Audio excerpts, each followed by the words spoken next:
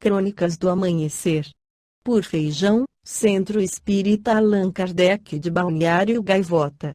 Balneário Gaivota, 19 de fevereiro de 2026. Filho recém-nascido de prefeito de Manaus morre com 20 dias. Parte 1.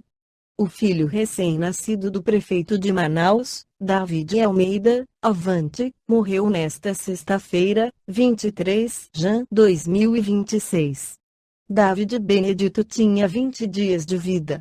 A informação foi anunciada pelo perfil do político e de sua mulher, Isabelle Fontenelle Almeida, no Instagram.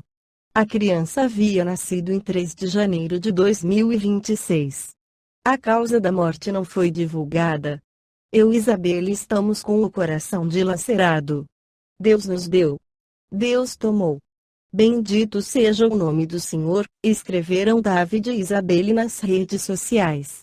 O velório foi realizado na Igreja Adventista do Morro da Liberdade, em Manaus. O enterro estava previsto para 11 horas, 12 horas no horário de Brasília, no cemitério São Francisco. No Livro dos Espíritos, Allan Kardec esclarece sobre a sorte das crianças depois da morte. 197. Poderá ser tão adiantado quanto de um adulto o espírito de uma criança que morreu nas questões abaixo em tenra idade. Algumas vezes o é muito mais, porquanto pode dar-se que muito mais já tenha vivido e adquirido maior soma de experiência, sobretudo se progrediu pode então o espírito de uma criança ser mais adiantado que o de seu pai. Isso é muito frequente. Não o vedes vós mesmos tão amiudadas vezes na terra. 198. Não tendo podido praticar o mal, o espírito de uma criança que morreu em tenra idade pertence a alguma das categorias superiores? Se não fez o mal, igualmente não fez o bem e Deus não o isenta das provas que tenha de padecer. Se for puro, não o será pelo fato de ter animado uma criança, mas porque já progredira até a pureza. 199.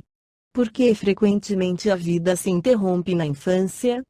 A curta duração da vida da criança pode representar, para o espírito que a animava, o complemento de existência precedentemente interrompida antes do momento em que deveria terminar, e sua morte muitas vezes constitui provação ou expiação para os pais, que sucede ao espírito de uma criança que morre pequenina.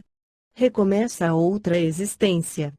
Se uma única existência tivesse o homem e se, extinguindo-se-lhe ela, sua sorte ficasse decidida para a eternidade, qual seria o mérito de metade do gênero humano, da que morre na infância, para gozar, sem esforços, da felicidade eterna, e com que direito se acharia isenta das condições, às vezes tão duras, a que se vê submetida a outra metade?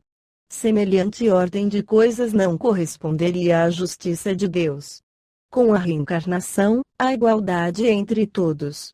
O futuro a todos toca sem exceção e sem favor para quem quer que seja. Os retardatários só de si mesmos se podem queixar. Forçoso é que o homem tenha o merecimento de seus atos, como tem deles a responsabilidade.